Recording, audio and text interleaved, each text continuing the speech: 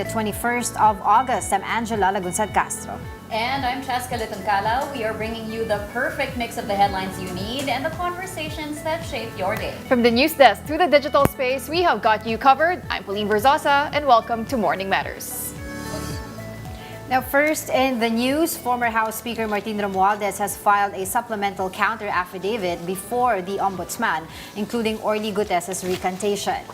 Romualdez's counsel said at least 25 former staff members of Zaldico have denied delivering flood control kickbacks to Romualdez or any politician. Some also claimed they were paid to sign statements prepared by lawyer Levy Baligod. Fajardo denied that Romualdez's camp had any role in Gutes's recantation. Makikita po dito, pinasisinungalingan nitong malalapit na associates of former Congressman Zaldico, his family, and his corporation, SunWest, na may nangyaring ganyan. So, kung itotal mo yun, yung mga affidavit, including that of, as we all know, Gutesa, that's a total of more than 30 statements saying na walang ganyang nangyayari. Sa ebidensya po, hindi po pwede yung haka-haka, maaring nangyaring ganito, or marahil, or posible, or walang duda. Yung mga ganyang statements po hindi po papasa sa pag-evaluate ng hudikatura. The Ombudsman, however, said its case does not depend on Gutesa alone. According to the anti-graft body, it has 28 other witnesses, all active uniformed personnel who can provide direct and material information on the transactions under investigation. So again, these 28 witnesses are active uniformed personnel who are now undergoing legal processes para nga makatulong daw supposedly dun sa case that is filed by the Ombudsman. And of course, the question here lies, ano yung significance or ano yung effect nung recantation ni Gutesa doon sa case ng Ombudsman against this former speaker. Pero yun nga, sinasabi naman ng Ombudsman, recantation is not, it's not foreign anymore, it's highly, parang it's normal, specifically daw kapag may mga high-profile cases. And then, we have to remember, Ombudsman tagged former House Speaker Martin Romualdez as the central figure dito sa flood control scheme. So ngayon, aside from the, of course, mga statements sa mga witnesses, we want to see yung trail of evidence, yung money trail, di ba, yung mga documentary evidence, yung gusto sana natin makita bukod doon sa mga statements. Because sabi nga nung lawyer ni former House Speaker Martin Romualdez, usually yung mga oral testimonies yan hindi naman talaga, kumbaga sabi niya, unreliable naman yon. And yun, so ang alam natin before na sinasabi nila itong si Gutesa missing link, di ba sinabi dun sa Blue Ribbon Committee hearing nila Senator Rodante Marcoleta, ito daw yung missing link dun to pin down talaga si former Speaker Martin Romualdez. So let's also take a look at the personalities, diba? Outside of former Speaker Martin Romualdez, Zaldico. So Gutesa named Senator Rodante Marcoleta and former Congressman Mike Defensor. As of last night, as of yesterday afternoon, parang wala pa yatang word from Senator Marcoleta's camp. Former Congressman Mike Defensor's lawyer, si Attorney Ferdinand Topacio, said na it's part of the harassment and intimidation pattern under the present administration. Daw, na he said na it comes as no surprise because as early as November daw, they got word that Gutesa was being forced to recant.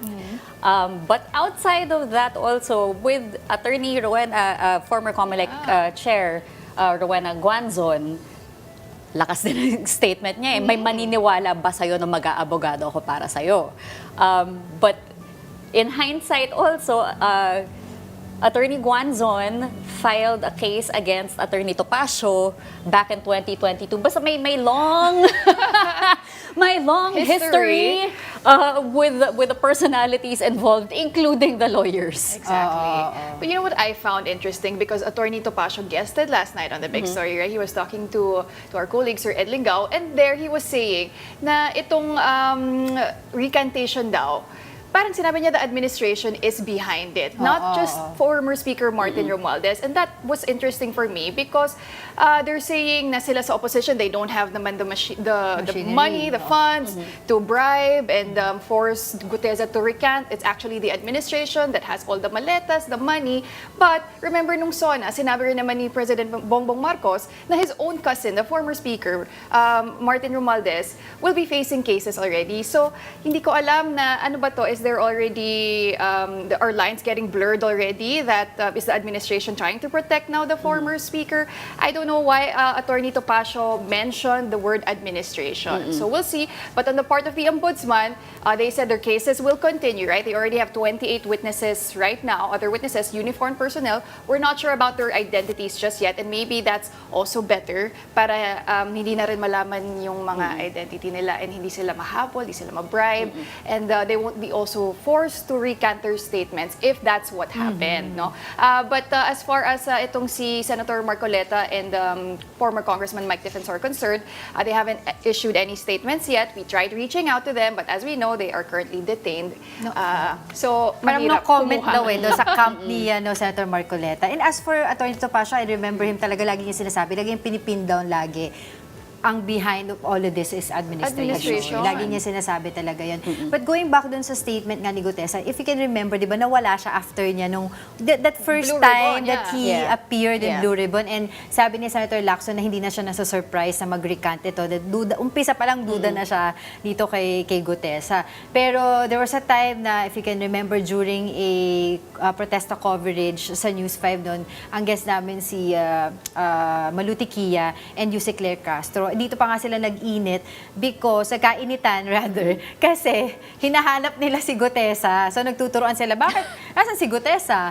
Diba? Tapos parang sinasabi ni Yusek, bakit mo ako tinatanong? Ako ba nagtago niyan? Pwede rin yung sabihin na, okay, ito, kasi behind daw yung administration. So yung may mga ganong mga usapin. Pero, of course, yung sinasabi ni Gutesa na nag-meet sila before sa Senate Blue Ribbon Committee. Tingnan nila yung restaurant. Kung may CCTV doon, tingnan nila kung talagang nag-meet doon prior to the Blue Ribbon Committee. Because Senator Lacson also, sinabi niya na 30 minutes prior magsimula yung Blue Ribbon Committee, nakita sa CCTV na galing sa office ni Senator Marcoleta itong si Gutesa for half an hour. Actually, Attorney Topacio said na they don't deny naman that they met in a restaurant. That doesn't really prove anything because on the part daw of sila Senator Marcoleta, kailangan daw nila i-check din yung magiging testimony.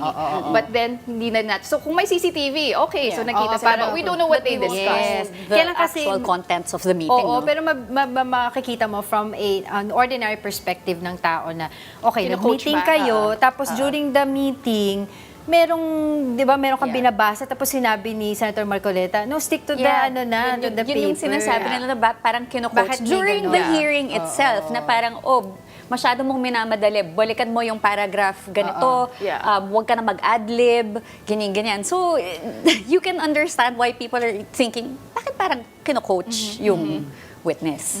There's a lot of he said, she said right now. At hindi natin, parang mas lalo tayong nalilito. But hopefully, we just get to the bottom of this. We get to the truth. Yes. All right, now in other news, former Congressman Mikey Romero has relinquished from the Armed Forces of the Philippines Reserve Force. Romero retired his post as Wing Commander of the Tactical Operations Wing Reserve Northern Luzon, effective August 19. In a statement, he thanked the AFP leadership and the uniformed personnel he served with. Romero maintained that all his medals, decorations, badges, and distinctions were properly awarded and are reflected in official AFP records. Now, this comes amid controversy over Romero's medals, including a Gold Cross medal. Right, so apparently the Gold Cross Medal is the third highest award for military combat. So emphasis on combat. Okay, you need combat experience in the field, on the ground. And they say it's highly unusual for a reserve officer to have this award, no?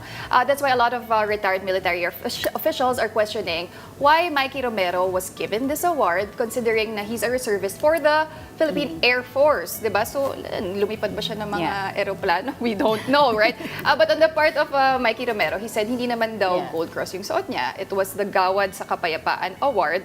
But it's si Sir Ed Lingao daw din, di ba? Alam mo, maalam talaga siya dito Yes. sa ating military. And he said, hindi, kitang-kita eh. It had a blue background and 3 stripes. Yeah. And that's different Kita ko yan. Yeah. from the Gawad sa Kapayapaan badge that has Yeah. 1 stripe lang ata. So, the difference nga between the Gold Cross and the Gawad sa Kapayapaan, the Gold Cross medyo blurry Ayan, siya, no? oo. But anyway, Meron ako dito, ito. Ayan, Angela Kasi I has it. kind of follow the story because Yeah. nga nagkaroon ng explanation Yes. si Bok Ed, di ba? So- ayan, ito yung pinapakita nila yung picture. Yan. Kita So, ba? that's the, okay, so Ayan. Gold Cross is a gold Maltese cross Ito with a yan. left-facing profile of President Manuel L. Yes. Quezon. And then in the back, it literally says for gallantry in action. Okay. And then may blank space doon for the name of the recipient of the Yes. award. So- And then the service ribbon is cornflower blue with three thin Lines. white stripes. Oo. Yung So, gawad sa oo. kapayapaan na sinasabi niya, Dalawa it's- lang. Ay, isa ano lang, siya? isa No, lang. It's Ito. one white stripe yata siya. Ito yan. Okay. So, ito, Ang dami kasi. Oo, yan, kasi sinasabi niya, di ba, parang hindi, napagkakamalan nyo lang na gold cross medal yan, pero hindi. Pero yun nga, dahil dinifferentiate ni Sir Ed, nakita natin. So, ito yung gold cross, may tatlo. Ito yung, para mas malinaw, di ba? Ito yung gawad sa kapayapaan. So, tinignan yung picture, ito yung gawad sa kapayapaan, ito yung gold cross. So, both meron. So, ang tanong din dito kasi, okay, so kapag nag-retire ka, tapos na ba dapat yung usapin, Yeah, 'di ba? So it has to be investigated. Of course, yung guidelines ng AFP, bakit ganito yung mga pagbibigay sa mga reservists. And according sa military law, they're saying na as a reservist, hindi ka pwedeng mag-retire. Kasi sa military law, 20 years of service, siya parang 4 years pa naman. So, at saka, ibig sabihin na kung nag-retire ka, hindi dapat hindi pag-usapan yon. Kasi saan ba nagkulang? Meron ba ditong mga, may corruption ba dito? Di ba? Hindi natin, yun yung mga allegation pa lang. That's why, importante malaman natin, i-review niyo yung guidelines. Kasi baka mamaya may abuse of power Yes. pala dito. Oo. Di ba? Yes. At kailangan ma-address yun. There are more deserving people Yeah, oo. who should receive that medal. Si former Magdalo Representative Gary Alejano said, no, even an active officer, it's unusual or mahirap Yeah. ma-awardan itong Gold Yeah. Cross. Mas marami pa siyang award dun sa AFP. Sabi Jack. nga nila, actually, kaya napansin nila na parang unusual to kasi ang dami talaga. Yeah. Okay lang daw kung 1/3 lang daw ng uniform, yung maraming medals, but ang dami kasi. So it begs the question, diba, are we giving this to political patrons because of their influence, their financial donations? May mga donation, sa AFP? ganyan. Sa tingin ko, pwede naman magbigay ng plaque of Civilian. appreciation, diba? Civilian awards. Yes. Yeah. Doon nga dun sa kasi, kaya napansin din yan kasi may mga photos din siya dun sa isang magazine. Tapos yung magazine na yon, parang naglabas din sila ng mga parang statements na sinasabi beyond the medals, na parang ginagawa niya to, nagtutulong, etc. blah blah blah. But that's besides the point di ba? Ang usapan natin dito, paano nabibigyan siya ng medal? Ano yung mga guidelines kung bakit kinonsider siya mabigyan ng mga ganong klaseng medal na in reality sa mga nasa militar talaga, you have to have years of experience. Tapos yung ikaw ba yung gold cross medal daw, yung Gold talagang cross. ikaw yung gumagapang dun sa sa putik. mud, Oo. etc. Kaya ang tanong dito, medyo bumababa nga daw yung moral ng iba. Yeah. Then it's so hard to get that. demoralizing. Oo. First of all, may dapat number of years in service. Yes. May, yun na nga, combat action. And, you know, there are people, like our military talaga, like, Hindi naman to decoration deserve- lang na parang they ganitong deserve so much more. year's badge, di ba? Na ikakabit mo na lang. This carries a lot of prestige, honor. So hopefully we revisit this because it's also not the first time pala. There are also other congressmen who have different Decorations. awards and decorations in their uniforms. basta-basta na lang sinasalpak na, okay, Pati this yung looks ano good. yung family ni Mikey Romero, meron din silang na-feature dun sa magazine. Yung wife niya nasa gitna, walang if I can remember it correctly, wala namang nakalagay na pin, pero naka-uniform sila, mga reservists. Yung 2 daughters niya, marami ding mga awards. You have to take a look at that. Okay. All right. So obviously we have a lot of opinions on this matter, no? But we're gonna move on. because we don't have much time. Malacanang has identified 39 possible sites for rain detention structures across Metro Manila. These include large underground cisterns and open spaces that can temporarily store rainwater during heavy downpours. Among the possible sites are Malabon People's Park, the Chino Roses Avenue underpass in Makati, Baseco Lagoon, and Rizal Memorial Baseball Stadium in Manila. The list also includes areas in Mandaluyong, Marikina, Muntinlupa, and Navotas, including the Marikina River floodplains and the Navotas Coastal Dike. Other possible locations include the CCP complex in Pasay, Rizal High School in Pasig, and Camp Aguinaldo and Damar Village Park in Quezon City. UP Sunken Garden is also on the list, along with sites in San Juan, Taguig, and Valenzuela. The sites were identified with the help of Dutch engineering firm Haskoning. Detailed engineering plans are expected to be completed by the end of August, with President Marcos targeting the projects to be operational before next year's rainy season. So if we're going to seek advice on how to manage water and floods, the Dutch are an excellent, they're excellent resource people when it comes to this, because 1/3 of the Netherlands sits below sea level. So to them, water management and flood control is a matter of survival. Okay. So this is considered in everything that they build, everything that they do. But obviously, over here with Metro Manila alone, it's so congested. There are so many challenges that are posed to, catch basins being an afterthought. Yeah. In urban planning. So what do we need to deal with now? So there's already existing underground infrastructure. We don't know kung ano yung nandun na ihuhukay, kung may mga pipes na or whatever. And then, of course, again, Metro Manila is so dense, the population alone. So yung traffic na madudulot from the construction, not to mention the trash problem that we have. There are so many factors that need to be considered, but also hopefully we get this done before. Yeah. Is it possible to get this done before the next monsoon season? I don't know. Well, I don't remember kung naalala nyo yung nabanggit ko to nung Monday, pinag-uusapan natin na before pa pala, 1989, diba, there's a law that was signed by former President Cory Aquino mandating community level na magkaroon ng mga catch basins, catch water basins.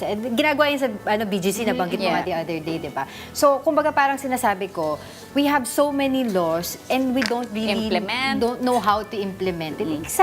Can you imagine, 1989, meron ng ganun mandato na kailangan itong mga barangay magkaroon ng mga catch water basin. Tapos pero tayo, parang ngayon pa lang natin pinag-uusapan ulit. And then makikita mo sa social media when President Bongbong Marcos said na we need to catch the rain, diba, para magamit in the future. Which, ang ginagawa ng mga tao, niliteral. Ewan kung nakita nyo sa social media, yung kumukuha sila ng mga supot, sinalagay sa supot yung mga plastics, store daw. Kung parang kasi nagkakaroon ng mga pagkukutsya.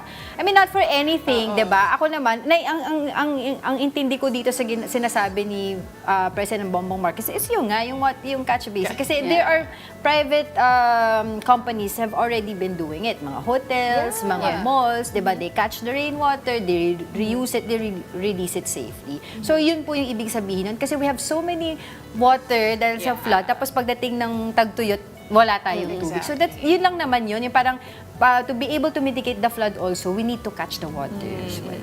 Not to be a pessimist, pero kasi lagi tayong reactive right? I'm also wondering, bakit ngayon lang natin naisip to? And why are we doing this just now? Kung kailan typhoon season, right? Maybe we should have done this during the summer nung sobrang init, diba? Walang kaulan-ulan, pero ngayon lang natin gagawin. So I think we should just take this and accept it kasi kahit paano solution din naman siya. No? But hopefully also this won't be substandard. Diyos ko, diba? Parang baka naman huhukay sila, pero ganito lang kababa. Hindi full yung hukay, maging substandard din itong mga catchments. This is, as they said, this is just part of a bigger integrated solution to our flood problem. So hopefully this will sort of alleviate the problems we face when it comes to floodwaters. At saka dapat magkaroon ng magandang turnover sa susunod na administration. administration. I don't think President Continuity. Bongbong Marcos will be able to finish this in his term. 'Di ba? Kasi ngayon pa lang magsisimula. Kasi ang nangyari dun kay President Noynoy Aquino, yung kanilang master plan, na flood master plan, na itinurn over doon sa DPWH na hindi naman daw na natanggap ng mga naging secretary ng DPWH. Baka hanggang plano na lang tayo. Yun tayo. Oh. Plano na, gusto niyo pa to pa rin. Alright. Don't go away. Morning Matters will be back after a short break.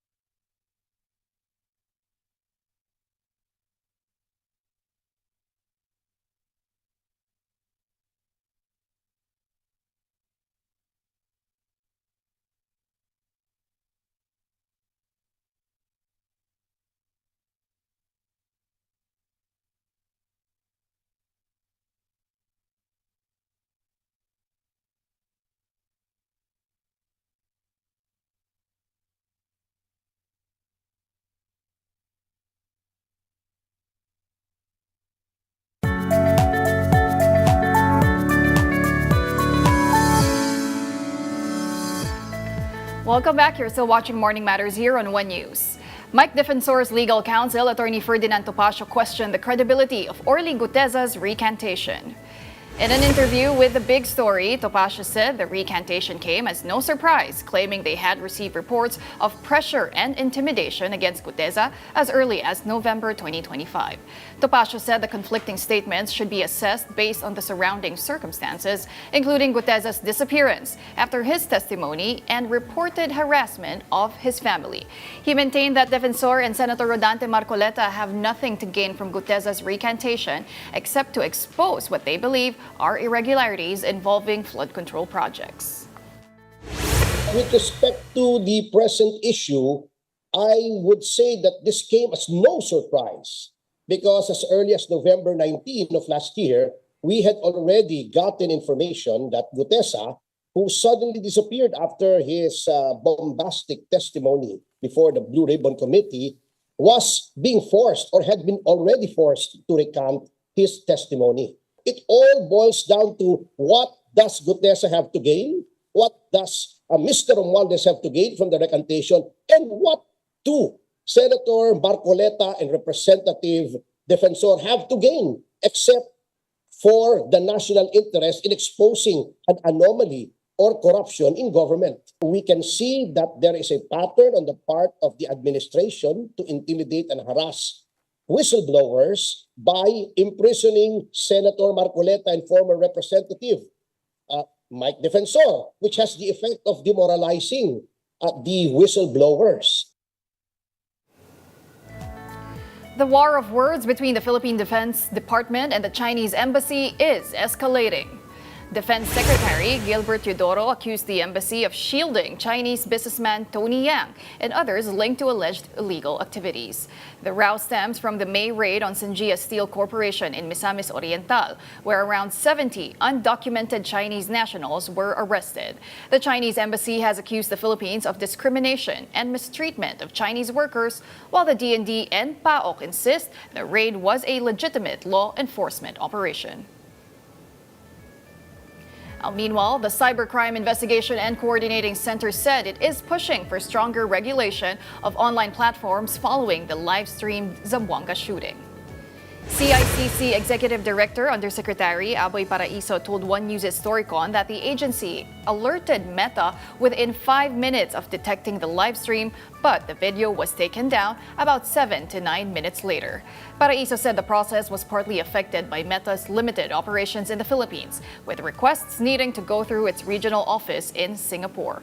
He also said copies of the video continued to circulate because some were recordings of the original live stream and did not contain keywords that Meta's artificial intelligence system could detect. Immediately after we had visibility, which is difficult to be honest, Ma'am Rachel, because our visibility really depends on virality. Kasi yung live stream na yan, it doesn't have any tags that we can input into our monitoring and detection system. So we only had visibility. So it took us time before we would have visibility. Tapos ni-report ko kagad namin sa Meta. And this is the unfortunate event since there's still gaps and still the office of Meta here still isn't a proper branch office that has jurisdiction, that has some powers. Dinaan pa ho nila sa proper channels before the video was taken down po. Na-take down naman, but how much more time lapsed? Around from what was reported to me, it was around 7 to 9 minutes pa po, Ma'am Reg. 7 to 9. Yeah. So matagal-tagal pa yon. President Bongbong Marcos inspects Metro Manila's largest pumping station as the government pushes new flood control projects. Here's the report. Days after relentless rains pounded Metro Manila, President Bongbong Marcos personally inspected the Tripa de Gallina pumping station in Pasay City. It is the largest of more than 70 pumping stations operated by the MMDA across Metro Manila. The president inspected the facility's trash rake, which removes garbage from the waterway. From there, the waste is moved onto a conveyor belt, then loaded onto dump trucks bound for a sanitary landfill. The president also checked the pump engine room to see if its capacity is enough to handle heavy rains. President Marcos says the volume of rainfall today is much higher than in the past. Kailangan tignan natin kung sapat ang volume na kaya ng mga bomba natin para ilabas ang tubig. Okay naman, malakas naman yung mga bomba natin, umaandar naman silang lahat. Still, the government is targeting to add 13 more pumping stations in Metro Manila and nearby areas, either by the end of this year or in the first part of 2027. Siyempre, ang nakikita natin problema, number one, yung basura ulit. Kasi kaya yan ang tinignan natin. The MMDA estimates that about half a dump truck of garbage is collected from the facility every day. Humihigop po talaga siya ng iba't ibang klaseng basura. May nakakuha po kami ditong sofa, ref, TV, kama. Pwede na nga daw po mag-furnish ng bahay. So far, the government has identified 39 potential sites for rainwater catchment structures across Metro Manila. These facilities would temporarily store rainwater during heavy downpours to help reduce flooding across the capital region. Pag-asa continues to monitor several weather disturbances inside and outside the Philippine area of responsibility. Severe tropical storm Sodel was last spotted 2,735 kilometers east of southeastern Luzon with maximum sustained winds of 95 kilometers per hour and gustiness of up to 115 kph. Two low-pressure areas are also being monitored outside the PAR with both a medium chance of developing into tropical depressions within the next 24 hours. Meanwhile, the southwest monsoon or habagat will continue to bring rains over parts of Luzon, including Metro Manila, Ilocos Norte, Ilocos Sur, Apayao, Abra, Batanes, and Cagayan. Now don't go away because Money Talks with Kathy Yang is up next to get you ahead of the markets. I'm Pauline Berzosa. Stay tuned to One News.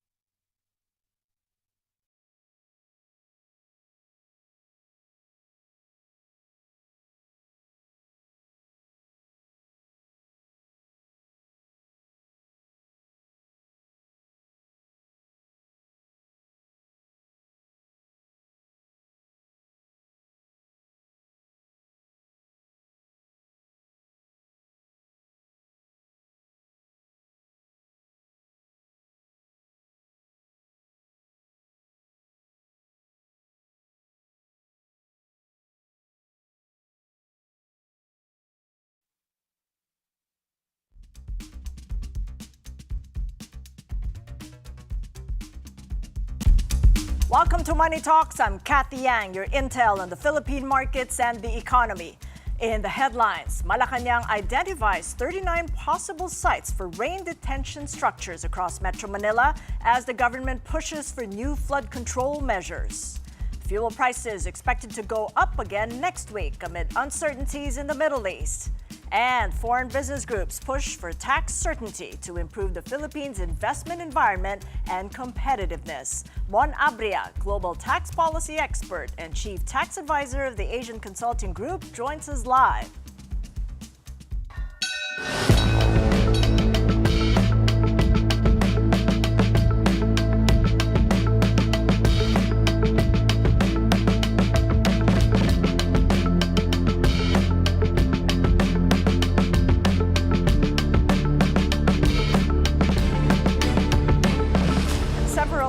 In Luzon have been placed under a state of calamity after weeks of heavy rains and flooding from the southwest monsoon and recent tropical cyclones. Bulacan and Bataan have now declared states of calamity, joining several local governments that have already done so.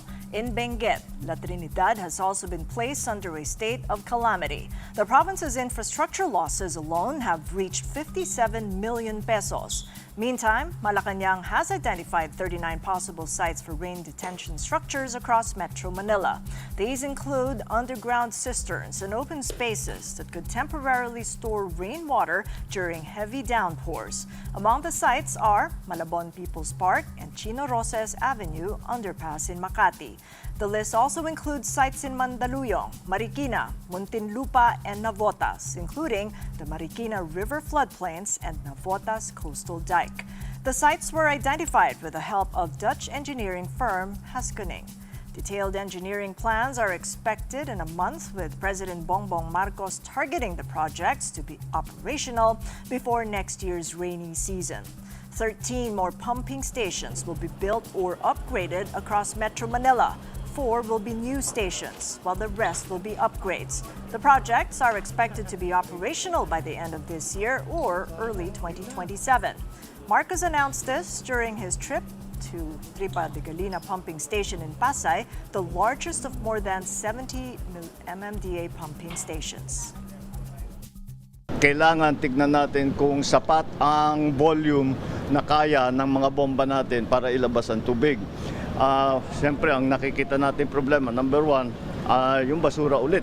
Kasi kaya yan ang tinignan natin, okay naman, malakas naman yung mga bomba natin, umaandar naman silang lahat.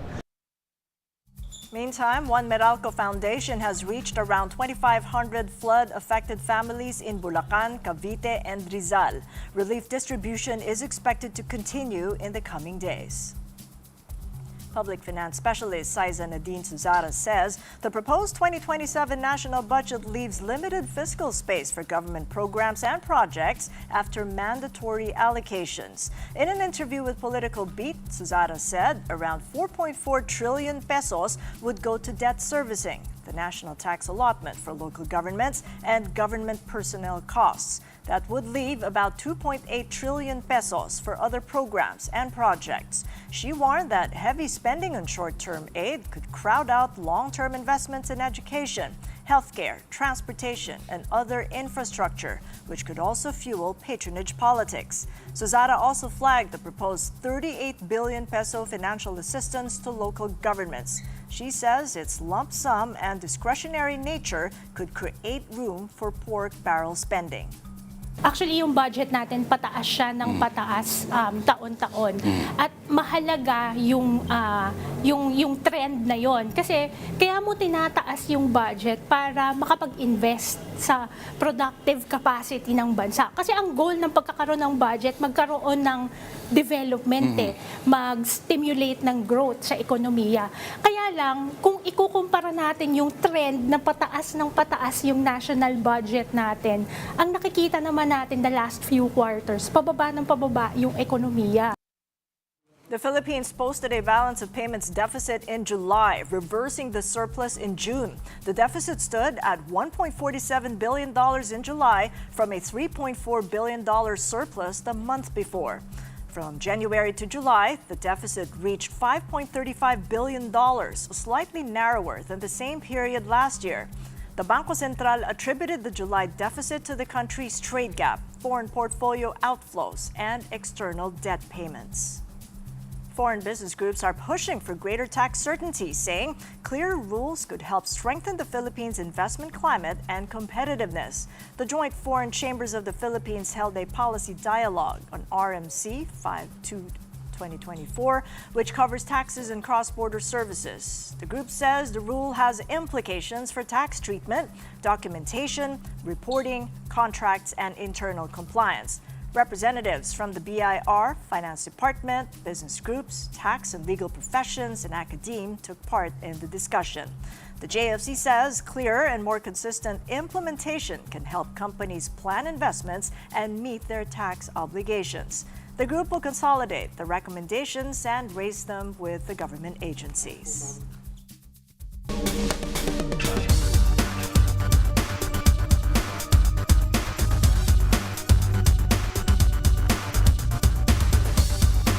As President Marcos pushes for bigger take-home pay, two competing tax relief bills are now before Congress, and the choice between them could shape how much extra money ends up in Filipino workers' pockets. The first is the Progress Bill, the version backed by the Department of Finance and the Palace. It proposes raising the income tax exemption ceiling from 250,000 to 350,000 pesos. It also provides relief for workers and small businesses and exempts qualified micro and small enterprises from the minimum corporate income tax. Its defining feature: it pairs the relief with broader revenue measures like higher excise taxes meant to keep the plan fiscally sustainable. The second is the Senate's Ginhawa Bill, authored by Senate President Pro Tempore Win Gatchalian. It goes further, raising the exemption ceiling to 400,000 pesos. Its focus is squarely on increasing workers' take-home pay, though it does not spell out the same kind of revenue offset Progress does. Joining us now to unpack all of this is global tax policy expert and chief tax advisor of the Asian Consulting Group, Mon Abria. Mon, welcome back to the program. Thank you, Kathy. All right, a lot to unpack there. Yes. So From Progress to Ginhawa. Let's do this. Well, taking it from the perspective of the Filipino worker, which one do you think is much better? Is it a deeper relief now, or something that will work out for both the government's budget and for the Filipino worker? I think it's a balance of both, because we cannot ignore the fact that we don't have much fiscal space, that whatever revenue losses will later on be passed on us, paying national debt or increasing national debt. But at the same time, Kathy, if we are talking in 2018, I would say this is a generous offer. But it's 2026. So everything has increased because of inflation, cost of living, basic goods and everything is already has exponentially increased. And the increase in 350 is just like paying back what the government should have done 3 years, 4 years ago. Because that's what the train law failed to do, to index it to inflation. And I would include myself, because we supported that bill, but because of the several provisions, I also forgot that we cannot rely on Congress to keep looking and reviewing it. They have forgotten us. They have forgotten most especially the middle class. That's why I keep saying that let's not look at the total figure, the big figure. 350, it looks big. But how much is really the increase in take-home pay?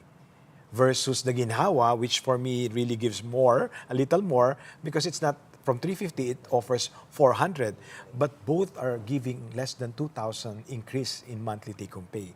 Mahal pa yung mataas pa yung 4-piece. But that's not to forget that there's also the plan to strip off the 12% VAT off our electricity bills when it comes to the system loss charges. Yes, but it doesn't need to pass Congress, and this could be a windfall of at least 6 billion pesos in projected savings. But we're talking about a sunk cost, something that every family household will have to deal with. It's not an increase in take-home pay. It will just shift to another spending. So what we're saying is the government owes us this increase in exemption, because that should have been included in the train law. But now that we are considering the claim, because I'm looking at the empowering middle class, if the claim or the promise is to empower middle class, 350,000 is equivalent to less than 30,000 monthly income. That's not the income of middle class. We should at least look at 50,000 pesos to be exempted if we want to really empower the middle class. I mean, I'm using their figures. It's just that sometimes, Kathy, I feel like if the government is talking about giving it to the people, they're very fast in computing revenue losses. But when it comes to corruption, they're very slow in giving us back what they have stolen or to recover what has been stolen. But I'm also looking at it from a fiscal picture and what is sustainable for both ends. I mean, how many tax relief measures can be stacked all at once and still remain sustainable fiscally? Well, most economists, especially at least those I've met in Harvard, they always say this. Every government, when they're faced with fiscal crisis, or in the case of the Philippines, the tendency is to really raise taxes without considering, are we able to collect the right taxes given the existing law? I don't think so, because as talking about the 12% VAT, our efficiency collection rate is less than 50%. It means the rate is 12%, but we're hardly collecting the 12% VAT. Maybe around 5% is being collected. The rest goes to leakages, smuggling, tax evasion. And of course, there's another, on the other side, on the spending side, we have corruption. So do we just ignore all these things just because we are in a very fiscal, we are dealing with a very tight fiscal space?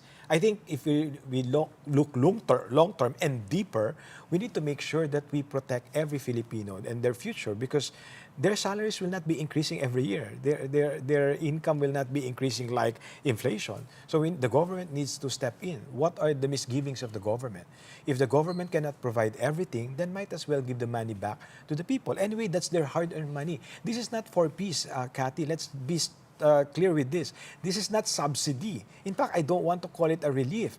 It's a reform that is needed because the government has been collecting it from the middle class, from the compensation income earners. 82% of our personal income tax collection are from our manggagawang Pilipino.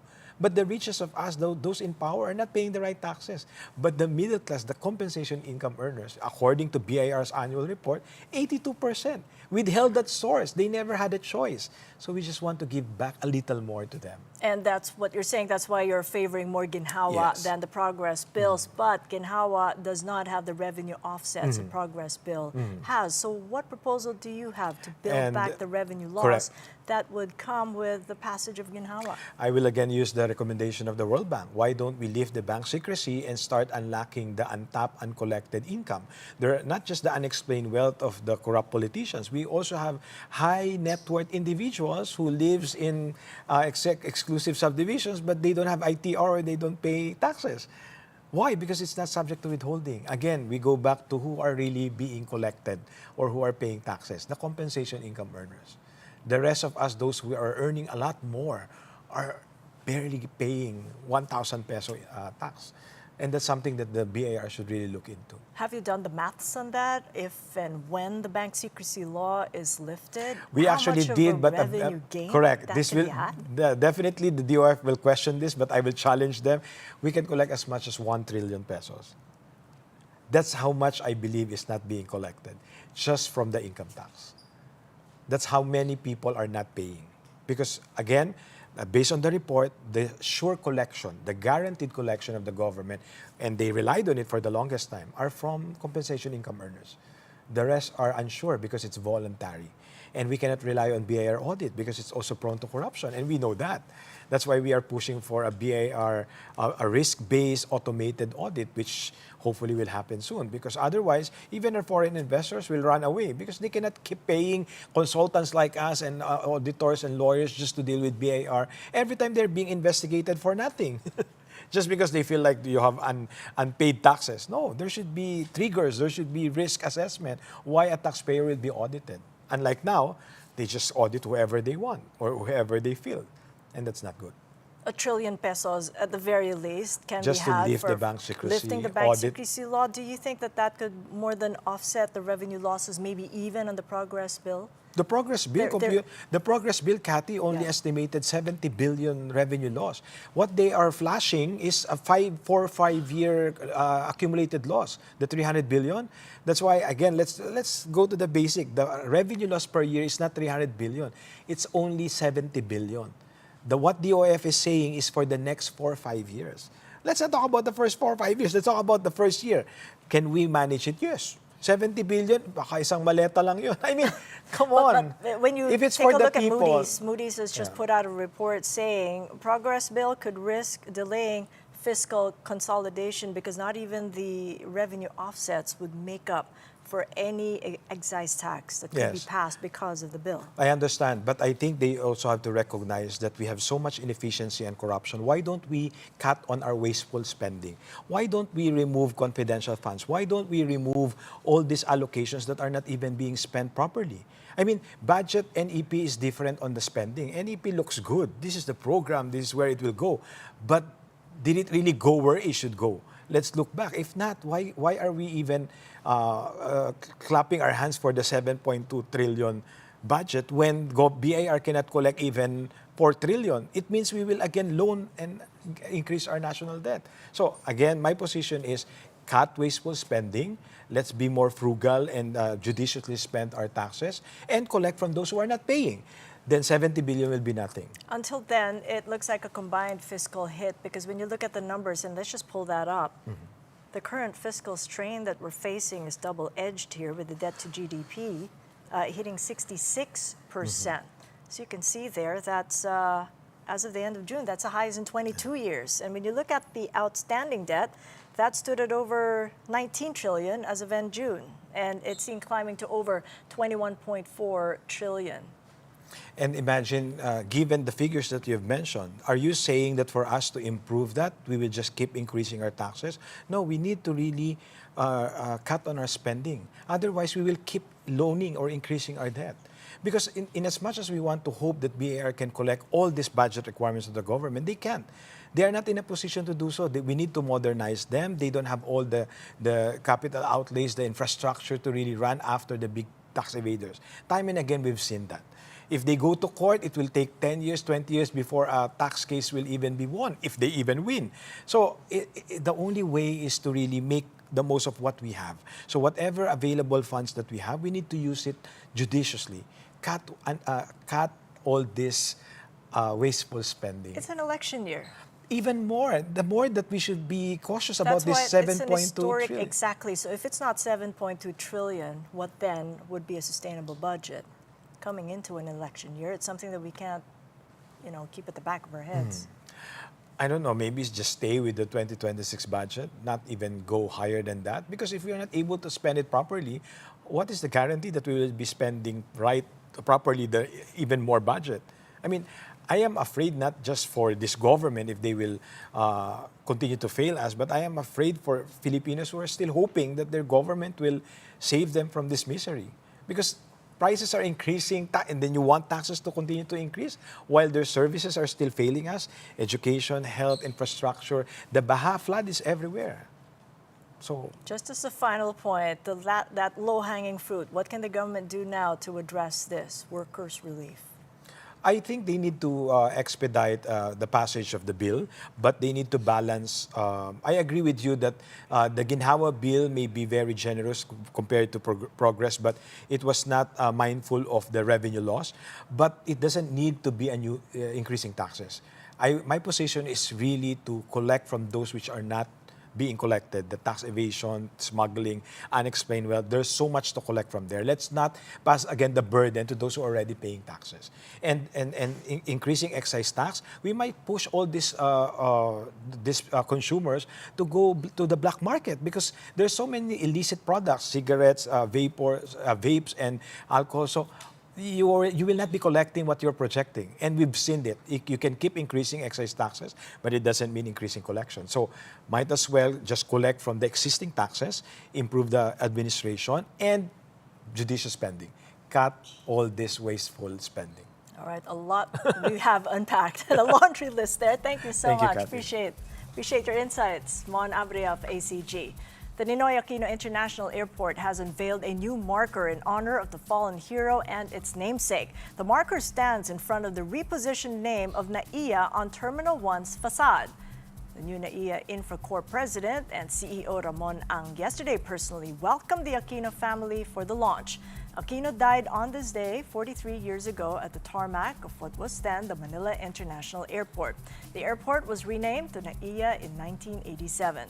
President Ferdinand Marcos Jr. calls on Filipinos to, quote, acknowledge the past and draw from it the resolve needed to safeguard freedom. Marcos Jr. is the son of former President Ferdinand Marcos Sr., whose martial law declaration was opposed by then-Senator Aquino. You're watching Money Talks. Coming right up, the Philippine peso closed stronger Thursday as the U.S. pledged support for the bond market. And the Philippine Stock Exchange approves the delisting of Robinson's Retail effective August 31st. Keep it here on One News.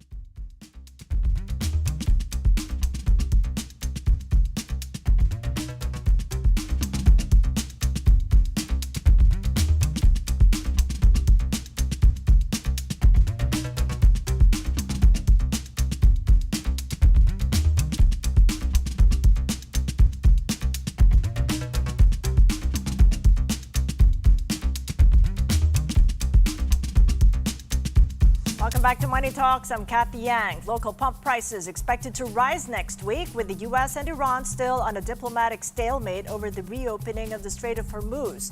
Global crude prices remain to be elevated. As of 8:30 a.m. Philippine time, benchmark Brent crude is trading at $93 a barrel, down 0.7%. West Texas Intermediate sitting at $88 per barrel, up 2.7%. U.S. President Donald Trump is threatening to unleash what he calls an economic D-Day against Iran and other countries that do business with the regime. But the president has not specified what measures he will take beyond the crippling sanctions already imposed against Tehran. Among Iran's biggest trading partners are China and some Middle Eastern neighbors. On Tuesday, the United Arab Emirates announced that it would suspend financial and economic ties with Iran, threatening the regime's access to a major source of imports. A senior Iranian official told Reuters this week Iran is moving to a full offensive military posture in the Strait due to the stalemate. But Trump insists that business in Hormuz remains normal. Right now, the Strait is open. A lot of boats are coming through. People aren't reporting that, and that may slow down a little bit at some point. But right now, a lot of boats are coming through. The naval blockade has been extremely effective, but the deal didn't terminate. The deal didn't turn out to be what they said. When they tell us one thing and they do another. Checking in on the markets overseas, U.S. futures slightly changed in overnight trading. The Nasdaq climbs 0.1%, and the Dow and the S&P 500 ticked up less than 0.1% each. Asian markets are in the negative in early Friday trading. South Korea's Kospi tumbles 1%, Japan's Nikkei 225 nearly down 0.9%, and Australia's ASX 200 declines 0.2%. Wall Street fell this Thursday as rising bond yields dented risk appetite, and disappointing quarterly results from retail bellwether Walmart soured investors on the consumer sector. The Dow tumbled 1.3%, the Nasdaq slid 1%, and the S&P 500 shed nearly 0.9%. Yields on the 30-year and the 10-year U.S. bonds rose despite Treasury Secretary Scott Bessent announcing that he might increase the volume of bonds the government would repurchase. The Philippine markets are closed today in observance of Ninoy Aquino Day, a special non-working holiday. The PSEI on Thursday sharply rebounded on the back of bargain hunting activities. The stock market jumped 1.3% to close at 6,238. Luis Limlingan of Regina Capital says investors remain watchful for fresh catalysts to sustain the market's recovery. The broader all-shares index climbed 1.1%, with the sectoral gauges all gaining ground. The peso also recovered yesterday, strengthening by 14.5 centavos to close at 61.67 to the dollar. The peso rose after the Treasury Department moved to contain the recent bond rout, announcing its buyback plans for long-end bonds. Mike Ricafort of RCBC adds that the central bank's intervention might have supported the local unit. 10-year government bond yields tick down 7.305%. Trading resumes on Monday, August 24th. Here are the latest developments on the corporate front. The Philippine Stock Exchange has approved the voluntary delisting of Robinsons Retail Holdings effective August 31st. The move follows a tender offer that raised the Gokongwei Group and related shareholders' ownership to nearly 100%. Topline Business Development has expanded its light fuels network to Negros Oriental, rebranding 5 service stations outside Cebu. The new stations are expected to add about 600,000 liters to sales volume as the company expands across the Visayas. And the Energy Department says Villar-led SI Power Corp or SIPCorp must secure new permits before resuming operations in Siquijor. This comes despite a Court of Appeals ruling reversing the ERC's revocation of its operating authorities. And before we go, here are some of the films you can catch over the weekend. First, Kung Fu Soccer, a 2026 sports comedy from Stephen Chow. It follows a fictional Chinese women's football team called MA as they battle it out in an ultimate tournament. 踢过足球吗？没有。功夫加足球，100%要赢，1000%能赢，10000%能赢。 Also out in the cinemas, Insidious Out of the Further. The 6th film in the horror franchise follows a young mom who can enter the further and bring its spirits back with her. 来呀，来呀。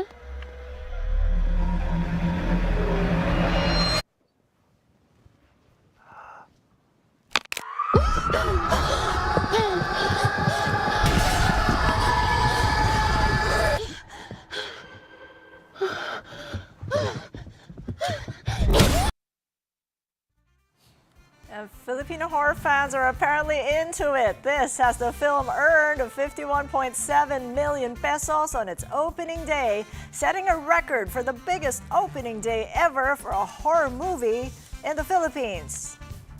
Don't we just like to get scared? That is it for Money Talks. I'm Kathy Yang. Catch us again Monday at 9 a.m. Kapatid, we are One News, your side all the time. Morning Matters returns at 9:30 a.m. Enjoy your weekend and have a great day ahead.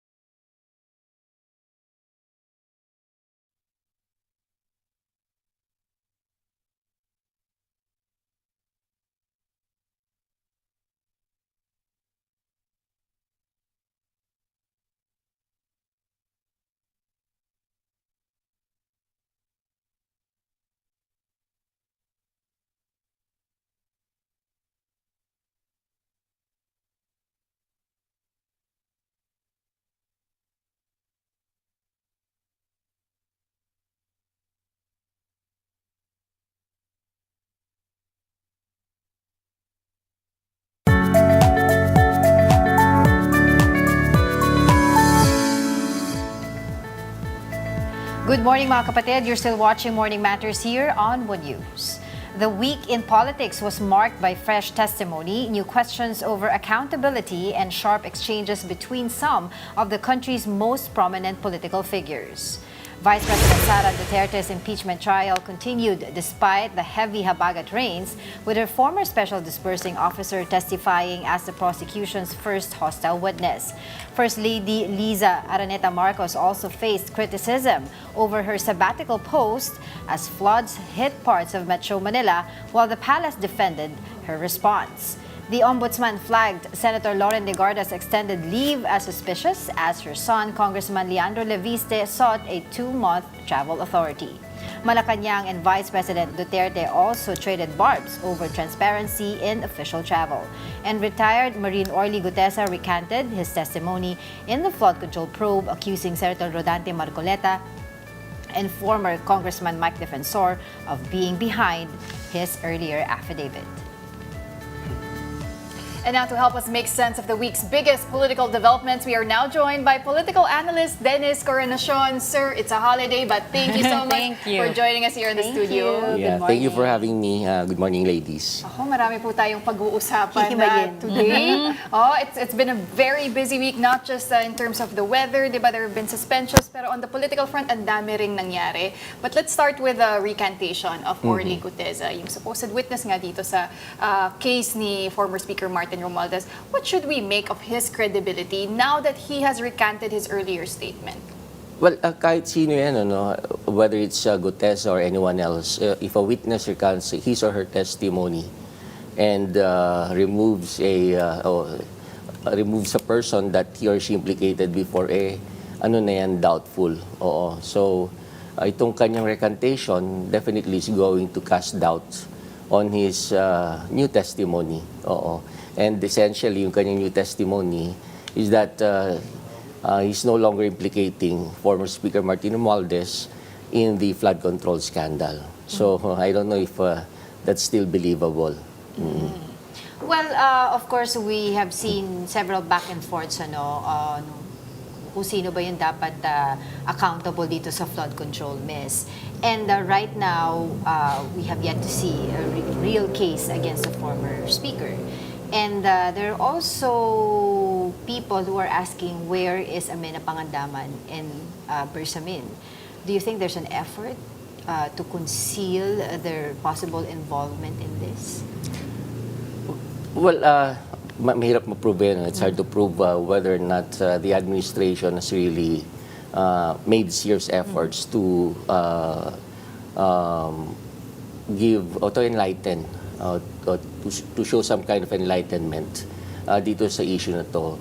Pero ang masasabi natin is that I mean, it's easy for them. It's easy for the administration to invite these people since they were former employees of Malacanang. And siguro naman by now, even though hindi maganda yung ending nila, they still have communication. So, if it's really very important, if Malacanang is really very serious on this, then it should have invited already these people and encourage them to participate in the investigations. Pero magugulat ka, no? So many investigations have been done on the flood control scandal, and yet these people were never invited. Oo, even the former speaker. Kaya nga ang suspicion ng publiko is that baka nga may cover-up na nangyayari on the part of the administration. So, although it's very hard to say, kasi nga yung camp naman ni former Speaker Martin Romualdez is saying that the reason why he's not being summoned in the investigations is because there is no document that can link him to this flood control scandal. So mahirap, it's very complicated. Tricky. Yeah. Well, with regard to Gutesa's recantation, several people have said it's not surprising that they were actually expecting it. Attorney Topacio said it's not surprising. Senator Ping Lacson also said it's not surprising. Parang people were expecting it. But as you said, it casts doubts. So, I mean, is it really that not unsurprising? I mean... well, actually, dapat yung mga tao nagsabi that they were surprised or they were not surprised at all with the recantation of Mr. Gutesa. they should have told us the reason. Bakit kaya? They might know something that the public doesn't know. O ano ba to? Is that because they suspect that the former speaker is behind this? Or is it because they know that what Gutesa stated in his testimony before in his affidavit is not true? And then eventually, he would recant. So, ang hirap, ano? Kumbaga man, they should have provided the reason kung bakit tingin nila magre-recant din yan eventually. Pero, sir, do you think that there was ever any credence to the testimony of Orly Gutesa? Kasi when they had the Blue Ribbon Committee hearings, siya lang talagang nag-implicate kasi kay former speaker. Siya yung nagsabi na nag-deliver siya ng maleta from Zaldico to the residence of Martin Romualdez. Or do you think there's also basis now to the claim na sila Senator Marcoleta and former Congressman Mike Defensor yung nag-pressure lang sa kanya na sabihin yung testimony na yun? In the first place, kaya siguro what qualified him as a witness, o kung bakit siya, kung if ever there's truth to what he was claiming, that he was only pressured by former Congressman Defensor and Senator Marcoleta. Kasi dahil sa kanyang position, he was a former employee of former Congressman Zaldico. And siguro naisip nitong dalawang to na somehow being very close to the former congressman who is also being implicated in the flood control scandal, and we're talking about maleta. So usually ang mga nagbibit-bit nga yung mga bodyguards, drivers, bodyguards, mga aides. And siguro for a long time he was the one who's doing this job. And based on this assumption alone, maaring he played a big role in terms of distributing these maletas of cash. So siguro doon naka-anchor yung kanyang yung kanyang importance sa witness. Pero ang nakapagtataka doon is sabihin na natin even if he was pressured by these two individuals to give that statement, bakit hindi agad siya nag-recant? Diba? The timing is also suspicious. Nawala pa siya diba? Oo, nawala pa siya. Dapat sana, if he knew all along that his implication of si former Speaker Romualdez was not true, he should have done so right away, diba? Nung nawala siya. So I don't know. Yun ang mahirap kasing hulaan yung mga motives. Well, I want to move forward to another topic, yung impeachment, because sabi nga natin, ang dami natin dapat himayin ngayon na nangyari this week.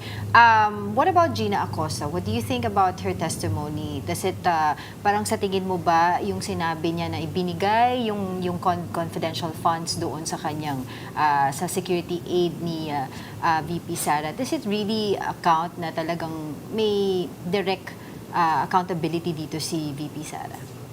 Well, yes. Even though it's the SDO who turned over the 125 million cash to VP Sara's security officer. Kung titingnan mo yung rules, yung policy natin, it's really the head of the agency who is responsible and accountable. Even though there were so many individuals involved, like the SDO, si SDO Acosta and si Security Officer La Chica, Colonel La Chica, no. So bottom line nun, siya pa rin siya pa rin yung accountable kasi siya nag-a-approve at siya rin yung nag-uutos. Even if we look into the testimony of SDO Acosta, sinasabi niya one of the reasons why she turned over the money to Colonel La Chica was because utos ni Vice President. As per instruction. As per instruction of the Vice President. Kaya nga she did not bother to be stringent anymore. Kasi merong silang for an SDO to disburse these funds, merong guide yan based on the joint circular. And it seems that she was very lenient. In terms of implementing what was provided in the joint circular. Tingin mo malakas yung yung testimony niya? Yeah, I think so. Kasi considering also that she's considered as a hostile witness. So dapat sana yung kanyang testimony would not favor the prosecution. It would instead protect the Vice President being the accused or respondent in this case. Malakas talaga yon. And hindi niya na pwedeng baguhin yon because she already provided a testimony before in the congressional hearings. Okay, mahirap na baguhin yun eh. With the supposed language barrier during the testimony, we've heard several people say na strategy yan. Kasi nakakaintindi naman siya, nakakasalita naman siya, and then we already saw Senator Tulfo getting frustrated at the hearing itself. Can we just get your thoughts on this? Because we're kind of seeing, tips and tricks maybe in the courtroom. I don't know. What do you think? Well, for me, I don't think that there is a language barrier. Kasi for a long time, government official or government employee, merong yan eh. Number one, before you get hired in the government, there's a set of qualifications for the position that you're applying for. Siguro naman yung SDO, hindi naman basta-basta yung hina-hire nila yan. Especially in terms of educational background. Although, hindi ko alam kung anong educational background ni SDO Acosta. But definitely, since she's a government employee, then siguro mataas naman yung standards sa pag-hire sa kanya. Second, she has been a long-time government employee. And usually, employees go to Metro Manila for seminars, conferences, to attend and participate in these things. And pag nandito ka, you don't use your local language. Even though, yung mga ka-region mo, yung mga Visayan-speaking regions, during break time, nag-uusap kayo in Visayan language. Pero, pag nag-umpisa na yung conference or it's either English or Filipino. Diba? So, I doubt it kung talagang hindi talaga siya marunong. And the funny thing is that she was caught pretending na hindi siya marunong mag-Filipino. At ang nag-booking nito, si Senator Tulfo. Yeah. Sabi niya, mayroon ng may record na ng congressional hearing. And it seems that you were very articulate in the, in the Filipino language. So bakit ngayon parang ka bigla Bakit nabahan lang, bro? I don't know. Ginawanan tayo. Pero Prof, is it already clear that the Vice President committed an impeachable offense? Malinaw na ba na may misuse of confidential funds? Or kailangan pa tawagin ng prosecution, let's say, si Colonel Raymond Lachica, si Ramil Madriaga, yung alleged bagman, para ipakita na the funds were used to benefit the Vice President for her own gain? Well, I think it's too early to say na that she's really culpable and that she really violated Article 1. That she's guilty of Article 1. Kasi remember that ilang palambang witnesses to insofar as Article 1 is concerned. Pang-anim na, Prof. Although the prosecution panel has established, has shown the culpability, somewhat based on the information, evidence, and testimonies, somewhat parang based on common sense and logic and the evidence presented, parang guilty. Oo. Pero, of course, it's not complete yet. The entire picture has not been completed yet. And we also have not heard the side of the defense. Although during the cross-examinations, parang we already have a glimpse of how they're going to defend against this accusation. Pero mas maganda kapag nakita na natin the complete picture, of course, before judging whether or not the Vice President is really guilty of Article 1. Pero parang for you, so far, okay naman yung ginagawa ng ng prosecution. Kasi lumilinaw na eh. Nagkakaroon na ng linaw. Kumbaga man, in the vernacular, malapit na sa katotohanan. Oo. Well, I wanna ask you also, lagi namin to tinatanong sa mga nakakausap namin dito, kasi with several judges are out of the country or in jail, yung isa remains in hiding, di ba? Panahon na ba ulit para balikan natin yung usapin tungkol doon sa voting threshold? Well, I think na-settle na nila yan eh. Di ba that, I think at the onset of the trial, if I remembered correctly, the decision was 16 votes in order to convict. But it can be challenged daw. It can be. I think it depends on, of course, on our senator judges if they're going to change their decision eventually. Oo, pero even if they don't change the threshold, if conviction is the goal of the majority, I don't know, although rumors pa lang naman ito, may mga rumors itong week na to kung kailan bumabaha, umuulan ng malakas, na meron daw some senators in the minority na may na posibleng lumipat.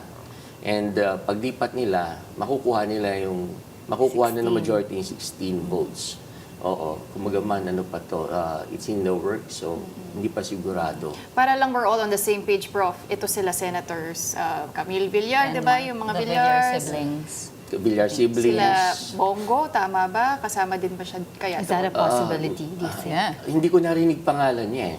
Pero ang pinaka-weird na narinig ko, sabi ko, very unlikely eh.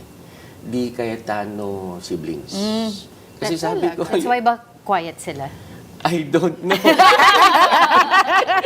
Pero sabi ko, talaga ba? Yun ang naging reaction ko doon sa taong nag-inform sa akin. Sabi ko, si Senator Alan Peter Cayetano, siya yung leader ng opposition ng minority. And yet, alam mo yun, bigla siyang Pero sinabi lilipat. naman niya, all of us were neutral, di ba? Baka nga yun. Baka he's already sending a signal. I don't know. It's hard to say. Okay, but another thing that's been, talked about this previous week are, again, renewed calls for the Vice President to appear before the impeachment court. But again, she's not required to appear. So, sinong mag-a-adjust? Tayo. Lagi naman tayo eh. Tama ka, no? I don't think that even, notwithstanding the calls for her to appear, I don't think that she's really going to appear. Kasi parang ang sense ko doon, she has already made up her mind because probably she thinks that this impeachment trial is already, its decision or judgment is predetermined. Oo. Kumbaga man, ang kinakailangan na lamang ay numbers, yung 16 votes na threshold. Kaya hindi na talaga siya nagpa-participate dito. And I don't think that she's going to show up in any of these hearings. Oo. Unless, of course, merong sobrang malapit sa kanya na kaya there's a circumstance that would really necessitate her attendance. But also, the question of whether she will or won't is different from should she. Should she? Well, Yes. I think this is just my personal opinion. I think she should appear. Oo. And it's not for a certain legal reason, but rather for a political reason. Kasi optics-wise, hindi siya maganda, di ba? Meron tayo kultura mga Pilipino na pag ikaw ay iniimbestigahan, ng isang tao iniimbestigahan, tapos ayaw niya mag-appear, the public perception goes this way. Parang baka guilty. Ayaw magpakita. Ba't ayaw sagutin? Ba't ayaw sagutin? Ayaw umattend ng mga hearings. So, just to dispel yung mga ganong klaseng beliefs, public perception, I think it's beneficial for her from the political vantage point to appear. Oo. Sir, what about rumors of the Vice President seeking a private meeting with President Bongbong Marcos? May mga ganun tayong naririnig naman ngayon, di ba? Ang sabi din nila, she possibly will negotiate na magre-resign na lang siya para makatakbo pa siya sa 2028 and avoid the impeachment trial already. But do you think President Marcos and Vice President Sara Duterte can truly reconcile? Reconcile in the sense, if we're looking at the scenario na before they broke up, hindi hindi na ma-restore yung ganong klaseng political relationship. Oo. And the administration has already moved forward. Even the Vice President has also moved forward. So siguro, if ever, kasi hindi rin naman kino-confirm ng Malacanang if there is such meeting, tahimik rin ng Malacanang, di ba? So if ever there is truth behind this rumor, isipin na lang natin, ano ba posible nilang i-negotiate? Yeah. On the part of the Vice President, siguro, she might demand or she might ask for the discontinuation of the impeachment trial. Tignan natin yan. Now, ano naman ang kapalit, di ba? Ano ang hilingin naman ng palasyo? So, yun ang iniisip ko. What can she offer in this alleged negotiation? Bato, de joke lang. Hindi, iniisip ko baka hindi na siya tumakbo. Oo, sa 2028. Kasi Pero I yun don't naman- think that's a possibility. Yun na nga. You've seen her going around the country and reaching out to OFWs. Yes, and she continues to be the front runner based on the survey. So, ikaw ba i-give up mo yun if you were the vice president? Diba? Pero ako naman, ang tanong ko sa iyo, Prof, can this impeachment trial matter to ordinary Filipinos who are more concerned about putting food on the table and keeping their homes away from, keeping away their homes from flooding? Because ngayon nakikita daw natin that there's a decline of viewership, no, from the public about the impeachment trial. So what else can be done to make sure or to tell the people, the public, that this is a real or a genuine accountability issue? Actually, it's hard to give an answer to that question because I think of it as a very complex issue, yung impeachment trial. Kasi on the one hand, while the impeachment trial is ongoing, tama ka, no? It seems that along the way, less and less people are tuning in to the impeachment hearings and more are tuning out. It's because of priorities. Tama nga, no? Given the economic problems that we are facing, mag-aaksaya ka pa ba ng oras manood nito? When pag nanonood ka nito, it seems that you would become unproductive. Oo. Pangalawa, there's always that lingering question. If it's an issue on accountability, gusto mo maging accountable si Vice President. And this is one of the reasons why you're impeaching her. Pero, on the other hand, yung administration naman also has a corruption issue, yung flood control scandal, which amounts, yung amounts involved are, I think, more than the amount na allegedly misspent by the Vice President. So may ganun rin issue no? So, kung i-hold mo accountable si Vice President through the impeachment, bakit di mo rin i-hold accountable yung mga allies, mga close allies, or even former allies of the administration? You have yung mga personalities like former Speaker Martin Romualdez, nasa na si Zaldico. Parang yung tanong nyo kanina, parang sinasadya na hindi mag-participate at hindi mahuli yung mga taong ito. There are two separate incidents from this week that I kind of want to touch on with regard to public officials and private citizens. One would be, of course, the Vice President being called out for traveling, yung public funds yung gamit sa travel, so kailangan na transparency, and she said na it's a threat to her security. And then the First Lady being bashed because of her post na no heels, no makeup, ganyan-ganyan. But like, on the other side, private citizens like Pia Wurtzbach-Johnsy, nag-post siya ng vacation picture with her husband and people bashed her also. So, I mean, with regard to the difference between public officials and private citizens, what's your take on this? Well, I think even though you showed us the distinction, you mentioned the distinction between these two sets of individuals. The common thing between them is that both are public figures. Yung mga public officials at saka si Pia Wurtzbach, even though she's a private individual, pero public figure pa rin siya. Ngayon, ano bang issue ng mga tao doon? Dapat walang issue kay Pia Wurtzbach kasi pera naman niya yun eh. Kung meron mang magkaka-issue, although hindi naman pwede natin sabihin na corruption yun, corruption related, pero yung bang insensitivity. Yes, I think the issue with Pia was she posted during the flooding. Flooding, that's right. Actually, it's not the first time that the public reacted against these kinds of posts. Maraming beses na, no? Bagyo, kung ano man yung mga pinagdadaanan natin na may hirap na panahon. Whenever mayroong public figure na magpo-post, kino-call out siya.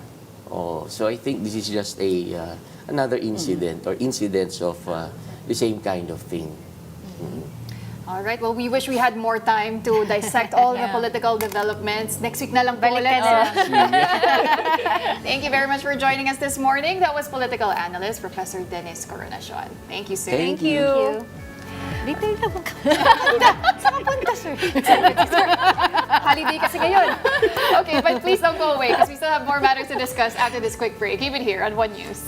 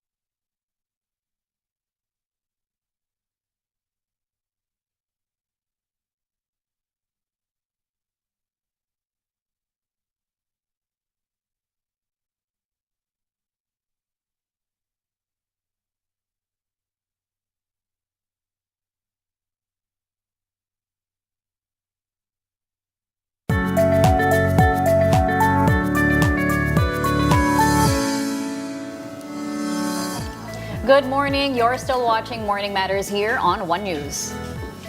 Former Congressman Mikey Romero vowed to continue rendering public service despite his retirement from the Armed Forces of the Philippines Reserve Force. And for more updates, we have mobile journalist Jazz Paredes reporting. Jazz, what can you tell us? Yes, Pauline, nagbitiw na nga bilang reservist o AFP Reserve Force ito nga si dating Congressman na Mikey Romero at siya naman ay nirelieve na sa kanyang pwesto bilang Wing Commander ng Tactical Operations Wing Reserve Northern Luzon. Sa inilabas na sulat ng kampo ni dating Congressman Michael Romero, nagsaad nga dito yung kanyang pagre-retiro bilang reservist at kabilang din sa kanyang pagbibitiw itong kanyang pagbibitiw bilang Wing Commander nga. Dapat sa kanyang sulat, kanyang pinasalamatan ang liderato ng AFP at ang mga tauhan na kanyang nakasama sa pagsiservisyo. Samantala sa inilabas naman na pahayag ng kanyang kampo, ipinahayag niya na sinusuportahan ni Romero ang ginagawang validation process ng Armed Forces of the Philippines. Kaugnay ngayon ng mga aligasyon na kanyang kinaharap nitong nakaraan matapos sa mag-viral yung kanilang picture ni AFP Chief of Staff General Antonio Navarrete na kung saan ay maraming netizens at mga dating militar ang nag-question ng kanyang awards at decorations na mas marami pang araw dito kay Navarrete at kaugnay nga niyan ay nagsasagawa na ng extensive review of policies at nire-review na rin ng Armed Forces of the Philippines at ng Philippine Air Force ang kanilang current records patungkol dito nga sa mga natanggap na records ni Romero. Bukod dyan ay kinumpirma din ng Philippine Air Force na habang nagpapatuloy ang investigasyon, siya muna itinanggal sa kanyang pwesto at sa panayam natin with the PIF spokesperson Colonel Basco, kanya rin tayong binigyan ng onting detalye ng kung paano ba nag-work o paano ba yung proseso ng kanyang resignation. At ayon sa kanya, magkaiba ang retirement and resignation. Retirement is under 65 or age of 65 usually ang retirement, and for reservists. Merong resignation, but it will be subject to applicable grounds, requirements, and approval. At dadaan ito sa prescribed administrative process sa appropriate channels ng Reserve Command, AFP General Headquarters, Department of National Defense, bago ito itaas sa Office of the President for the approval. Sa ngayon, ilan din sa detalyeng binigay sa atin ni Colonel Vasco ay ang mga reservists na gaya ni Romero ay wala daw natatanggap na mga regular salary or standard benefits. Pauline. Just sinabi ni Mikey Romero na hindi naman daw gold cross medal yung kanyang suot, kundi isang gawad sa kapayapaan na badge. Pero so na-confirm na ba ng AFP kung ano ba talaga yung suot niya noon at ano yung kanilang naging tugon? Sa ngayon, Pauline, hindi pa tayo binibigyan ng tugon ng Philippine Air Force at ng Armed Forces of the Philippines to confirm kung hindi nga ba gold cross yung nasa uniforme ni Romero that time. Pero kung babalikan natin yung pahayag ni Romero, kanyang ang paliwanag na ito ay gawad parangal dahil dun sa kanyang paglilid doon sa makakuha ng 3 C-130 jets nung siya pa ay kongresista. Sa ngayon, isa yan sa mga iniimbestigahan ng Philippine Air Force at ayon nga sa kanila, hindi lamang itong kay Romero yung kanilang iniimbestigahan ng mga decorations, badges, and awards, but lahat ng mga iginawad nila ng mga awards sa mga lahat ng service units. Dahil ayon nga sa kanila, kung merong mali o meron nga nagkamali doon sa kanilang paggagawad, ay tiyak na meron daw mananagot. Sa ngayon, until the process of investigation is ongoing, ay hindi pa nila maisisiwalat ang mas malalim na detalye patungkol dito. Pauline. Alright, maraming salamat para sa mga update na yan. I was mobile journalist Jazz Paredes. In other news, hundreds of electricity theft cases have been recorded in the past 4 years, but only 21 have led to convictions. That came out during the Senate Energy Committee's hearing on system loss charges on Thursday. The ERC and BIR said that they are now working to remove VAT on system loss charges, possibly as early as September. Lawmakers also questioned whether distribution utilities are investing enough to modernize their systems. Pero napansin po ito sa mga probinsya, lalo na sa mga island, maski na gaano kabulok yung electric cooperative, pag up for renewal na or lalo na po approaching 6 months, Diyos ko po, napakaganda, napakaliwanag. Pati mga dapat walang ilaw, may ilaw. Sen, mukhang human nature yata yun. Pagka mayroon kang kailangan, mapapabango ka. Kaya na sana po every year may pangangailangan. Kaya nga kung ako tatanungin mo, SP, dapat every 2 years siguro renewal ng mga lisensya na ito para gumanda. Public finance specialist Zaiza Nadine Suzara said the proposed 2027 national budget leaves limited fiscal space for government programs and projects after mandatory allocations. In an interview with One News Political Beat, Suzara said around 4.4 trillion pesos of the proposed budget would go to debt servicing, the national tax allotment for local governments, and government personnel costs, leaving about 2.8 trillion pesos for other programs and projects. She warned that excessive spending on short-term aid could limit investments in long-term priorities such as education, healthcare, transportation, and other infrastructure while potentially fueling patronage politics. Suzara also raised concerns over the proposed 38 billion peso financial assistance to local government units, saying its lump sum and discretionary nature could create opportunities for pork barrel spending. Kung pagsasama-samahin natin, 1.1 for debt servicing, 1.3 for the national tax allotment, 2 trillion for personnel services or yung salaries and wages ng government. So that's 4.4 trillion pesos. Meaning, ang fiscal space lang talaga that you can allocate for the different programs and projects of government is only 2.8 trillion pesos. Actually, yung budget natin, pataas siya ng pataas taon-taon. At mahalaga yung trend na yon. Kasi kaya mo tinataas yung budget para makapag-invest sa productive capacity ng bansa. Kasi ang goal ng pagkakaroon ng budget, magkaroon ng development mag-stimulate ng growth sa ekonomiya. Kaya lang, kung ikukumpara natin yung trend na pataas ng pataas yung national budget natin, ang nakikita naman natin the last few quarters, pababa ng pababa yung ekonomiya. Stay tuned. Morning Matters returns after a quick break.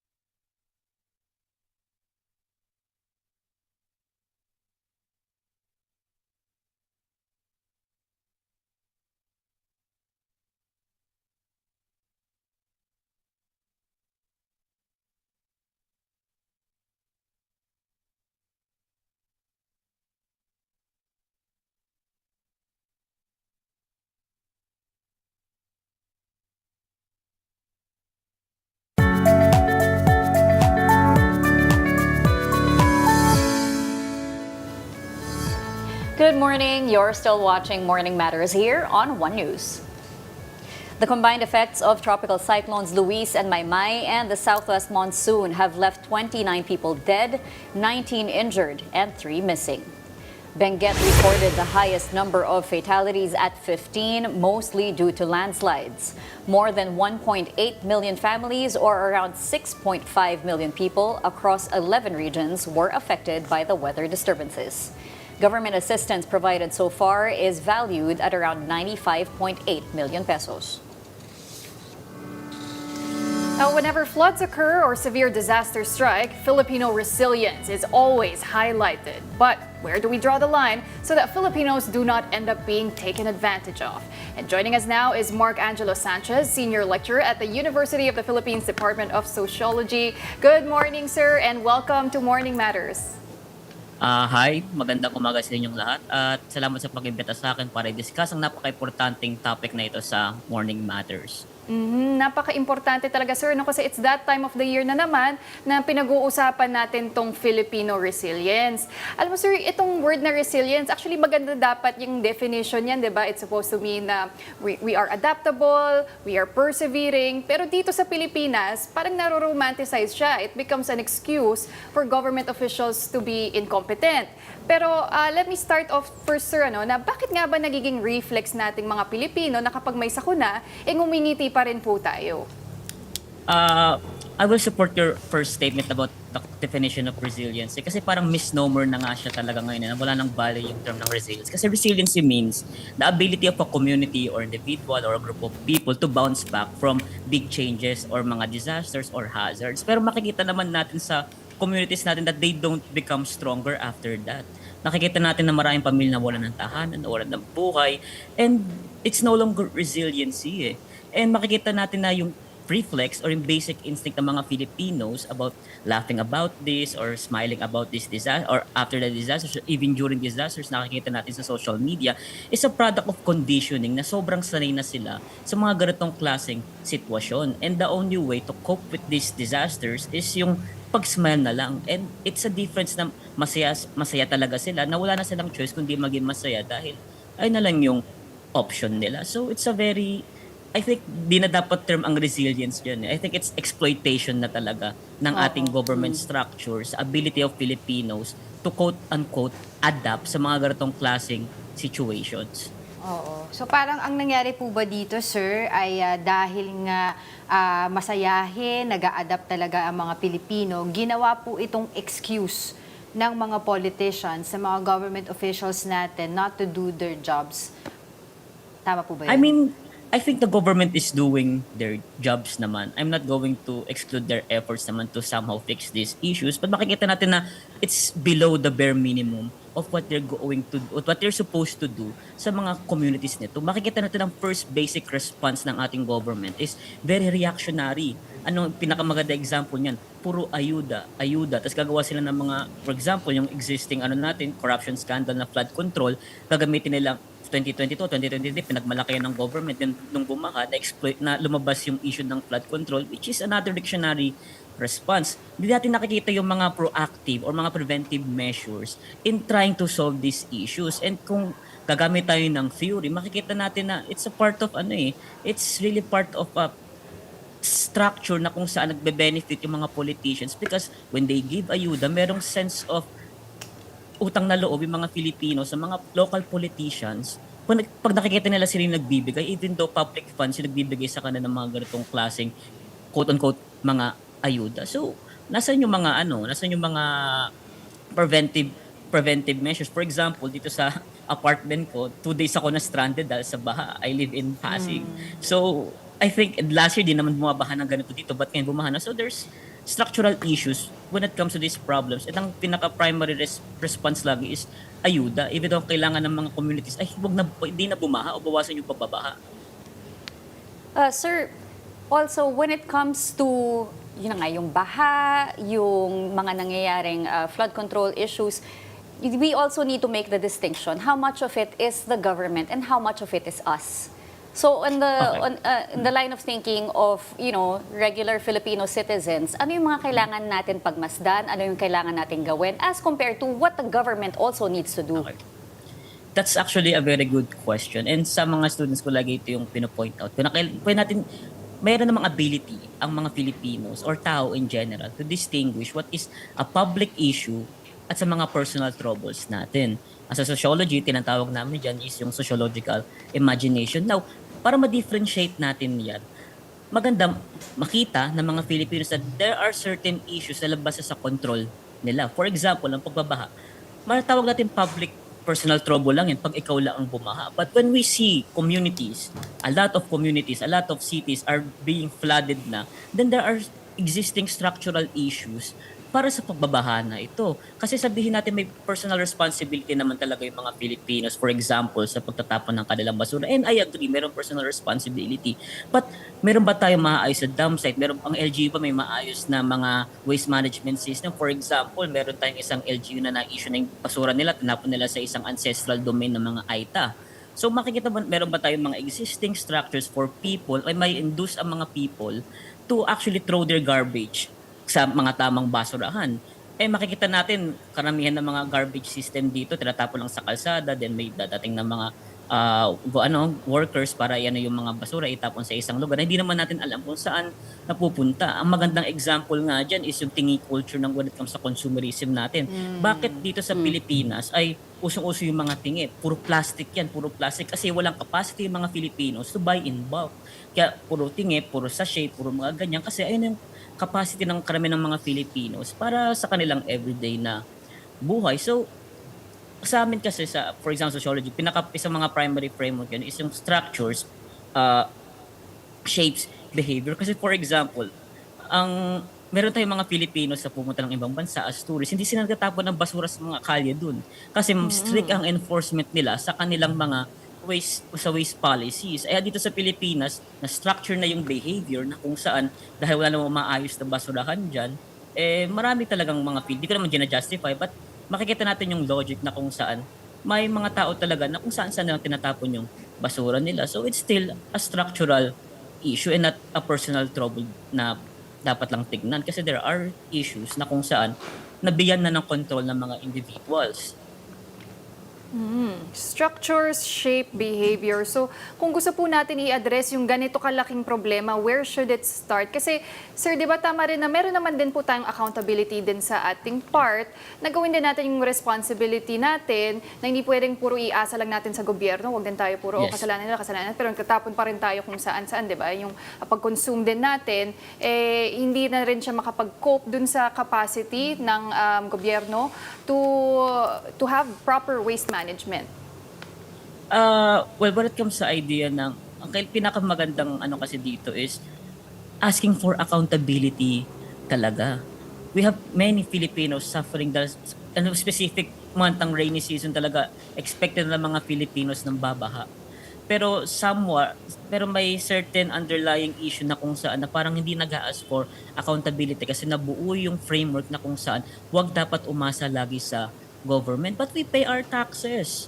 We shouldn't expect na umasa sa gobyerno, but rather the government should be doing their job in the first place. Kasi what's the point of people paying their taxes? What's the point of people giving their financial dues sa ating government kung di naman talaga nila effectively nagagamit ito? So makikita natin na tama naman yung idea na wag umasa sa government, pero there should be a limit pag sa ganong klaseng kasi ganong klaseng idea kasi hindi pa ba tayo dapat di naman umasa, but di ba dapat mag-expect tayo sa government natin na gumawa ng mga certain policies na matanggal ang mga problema like na, for example, pagbabaha kasi it's somewhat illogical pag-iisipin natin eh.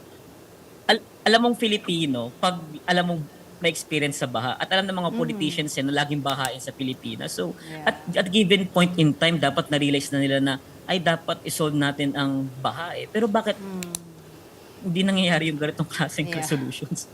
But so it's good that you pointed that out, because somehow Filipinos have accepted our fate na every year binabaha na tayo. Yes. 'Di ba? Parang it rains, the communities flood, and then we demand answers and politicians will, tell us or promise us solutions, and then the next storm arrives, we face the same problem again. Yes. So how do we break this vicious cycle? Or can we break this vicious cycle through voting or through how we vote? Ayun, magandang question yan kasi papasok na tayo sa idea na what should be done, di ba? What should be done?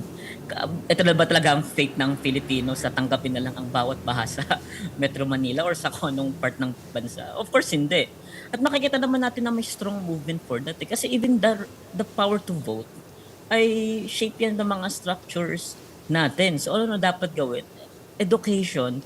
And of course, yung education na is in a sense na hindi naging condescending, but rather make them realize that their vote counts sa pagbabago ng ating lipunan at mga polisiya. Kasi we're living in an age of social media na sobrang frame na ng mga information, especially sa issue ng misinformation from certain sources, di ba? So, kailangan talaga merong holistic and ground approach for advocates and even academics and teachers na dapat yung vote, hindi lang siya simpleng dahil gusto mo ang politiko or political revenge, yung mga ganyang klase, but bumoto ka not based on the politician's name, but to vote based on their policies. Kasi we need to look beyond the personality politics na dahil dating artista to, dahil ito yung apelido niya. Walang value ang apelido kung yung mga policies naman nila ay the same lang. Kung parehas lang, wala naman nagbabago. So we need to go beyond personality politics or identity politics in terms of anong name ng politician. But we need to vote based on our own material experiences sa mga issue na to. Kung merong politiko na aware sa mga ganitong klaseng problema at nagbibigay sila ng isang actual policy to resolve it, then those politicians and leaders are ang kailangan nating suportahan. So parang we are expecting every voting season we are expecting different result pero we keep on voting the same people. Kumbaga yung ano ba yung kasabihan na yon, Prof, yung insanity, we keep on expecting different results pero we keep on doing the same thing. Yeah, yun yung definition ng insanity according kay Einstein, or di ko sure kung sino nung quote yun, but repeating the same patterns, expecting different results. Ayun yung ayoko banggitin yung term, but insanity siya to some extent. Pero dapat maintindihan kasi natin yung logic ng Filipino voters eh. Kasi maintindihan natin na maraming on the ground, for example, there are a lot of Filipino voters ang tumatanggap, for example, ng vote buying. Kasi it's kung di sila tumanggap doon at tatalo yung politiko na sinusuportahan nila, malaki ang chance na hindi sila bibigyan ng support pag may crisis. And that's a lot of yan ng mga proseso when it comes sa mga, for example, sa mga local levels of politicking. Na pag di mo binoto to, tatalo ka, madidelay ka sa ayuda, hindi ka mabibigyan ng mga support. So, it's a very strong structure for people to vote for the same politicians. At meron pang for example, may isa ako na interview yung sinabi niya, mas okay nang binoto ko yung existing na politiko, hindi ko na babanggitin kung sino, kasi at least kung magnanakaw to, binibigyan kami ng suporta. Sa bago, di kami sure. Naku. So, kita natin may mindset na gano'n. Well, sir, picking up off of Angela's question, na yes, people can choose when they vote during election years, but that's 3 years, 6 years. By the time that the next election comes around, the damage has already been done. Yeah. There are people who can pretty much never recover from the kind of losses that they've sustained through incompetence and corruption. So before the elections, in between election years, how can people demand for accountability? What is the most efficient way? Well, in terms of question of efficiency, wala nang mas malakas pa ngayon na to voice your opinions and advocacy sa social media. And makikita natin yun na pag nag-trend ng isang issue, ang bilis mag-responde, for example, ng DSWD pag may nalit sa pila or pag merong nagkaroon ng fatality habang pumipila, biglang pupunta yung government official, sasabihin na tulungan. Pero makikita naman natin na wala naman silang binago sa policy, nagpa-picture lang, tapos sasabihin na tinulungan. Pero in terms of policy, wala rin naman nagbabago or at least wala tayong nakikitang pagbabago. So in terms of demanding accountability, ang pinaka-efficient talaga dyan is social media. Pero when it comes sa on-ground approach, walang mas makakatalo pa sa impact when it comes to face-to-face advocacies or even protesting sa streets. Kaya ako, sinusuportahan ko lahat ng all manners of protest for accountability. Of course, may existing issues dyan ng politiking, kulay-kulay na ganyan. Pero dapat tignan natin yung mga protest on their policies talaga, kung anong dinedemand nila, be it for higher wages, be it for flood control scandal, and we need to keep voicing this out. So in terms of efficiency, social media yan. Pero in terms of impact, talagang on-ground protest ang mas makakapag-pressure sa mga politiko. And it's part of our democracy eh. Kaya nga nasa karapatan ang mag-protest, mag-rally, ganyan. Kasi doon makikita ng mga tao or mga leaders natin na merong taong apektado sa mga polisiya nila. And sir, it seems the generation leading this charge, this demand for accountability is actually the younger generation, yung mga Gen Zs, as sinasabi natin, masyado silang woke. But maybe that's a good thing, because they're very in tune with our reality. So, bakit nga ba po ganun, sir, parang yung kabataan pa yung mas aware, yung mas nagde-demand ng accountability from our government? Well, babalik tayo dyan sa pinakapaboritong kasabihan sa Pilipinas, isa sa mga paborito, di ba? Ang kabataan, ang pag-asa ng bayan. And it's an effect talaga eh, dahil yung kabataan na sa age of social media, nakikita nila yung mga issues na ito everyday at frequency, nababasa nila everyday na bakit pare-parehas ng issue. Nakakondition sa kanila yung, yes, we have to do something. We have to act on this issue na talagang di ko naman sinasabi walang ginagawa yung older generation. Of course, meron. Pero makikita natin na yung peak talaga ng activism ngayon is within the youth. And hindi naman bago yan sa generation natin eh. Even back then, yung mga past generations na yun, especially during the martial law, ang youth ang mga nangunguna ng mga lumalaban sa mga dictators, even sa mga even sila Rizal, yung mga bayani natin, mga bata sila eh. They're around 20s, they're around their early 20s when they're at the peak of their revolution, mga ganyan. So, makikita natin na dahil yung every generation talaga, pag may nakikita silang problema, they're the ones who is always speaking about it, especially sa mga, for example, every protest makikita mo puro bata, and makikita natin na mayroong certain effort talaga para i-criminalize yung activism kung saan-saan sila tinatag na terorista o ganyan rebelde. And it's an effort of the government or mga structures to silence these people. Pero makikita natin na there is a strong call for this. Kasi sabihin natin na sabihin natin na magugulo talaga yung mga tao na yan. Magugulo yung mga aktivista na yan. Let's say for the sake of their argument, totoo yung mga sinasabi nila. Pero in terms of ang call nila, in terms of kung ano ang pinaglaban nila, in terms kung ano yung mga advocacies nila, hindi ba't pag tinanggal natin yung kulay, tinanggal natin yung tagging sa kanila, they're calling for a better society, higher wages, tanggalin yung flood control scandal, maayos accessibility sa healthcare, environmental preservation.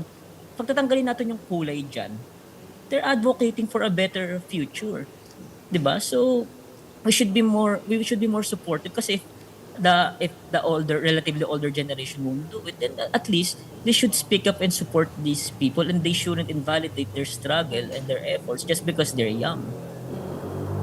All right, thank you so much for your time and insights, Mark Angelo Sanchez, Senior Lecturer at the University of the Philippines, Department of Sociology. Thank you. Thank you po. Thank you. Okay, not don't go away because Morning Matters will be back after this short break. Stay tuned.